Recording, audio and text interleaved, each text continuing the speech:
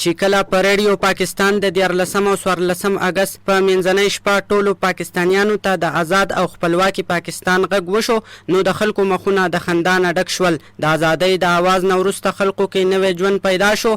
په لارو کوڅو کې د قائد اعظم او پاکستان زنده‌باد نارې وهلې. هغه وخت د خلکو احساس سو دا ځان له خبره ده، خو چې کله سونو اف ام 96 ریډیو نتورک په سواد کې د خلکو نه تپوس وکړو چې که تاسو هغه وخت موجود وئ نو جذبات به مو څه وی، نو خلکو خوندور او د مینې ناډک جوابونه ورکړل.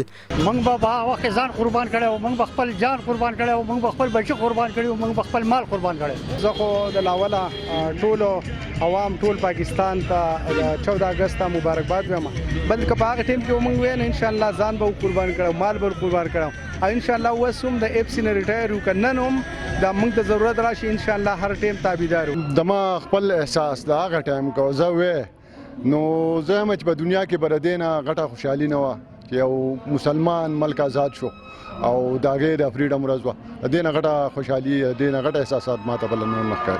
د وطن سره مینه د ایمان حصہ ده، لدی وجه زموږ په پاکستان فخر ده ځکه چې د هر تیریدونکو ورځ موږ ته د ازادۍ احساس راکوي. دا یو ډیره لوی ورځ ده زموږ د پاکستاني قوم لپاره، زموږ لپاره دا وطن چې د ډیرو قربانو آزاد شوی دی او د دې لپاره زموږ مشرانو بزرګانو ډېرې غټې قرباني ورکړي دي.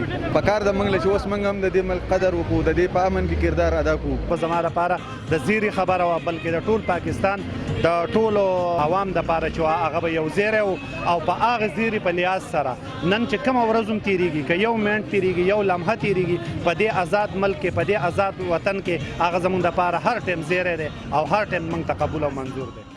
په 14 اگست پاکستان په ټوله نړۍ کې عزت او خپلواکي ثابته کړه. پاکستان په خپله غېږه کې اوسیدونکو خلکو ته امن ورکړی دی. د وطن حفاظت په موږ فرض دی ځکه چې موږ خپل وطن د دښمن د ناپاکه ارادو نه وساتو او همیشه دپاره د امن او خوشحالۍ دپاره کردار ادا کو. عرفان ابراهیم، سونو اف ام 96، خوازخیله، سوات.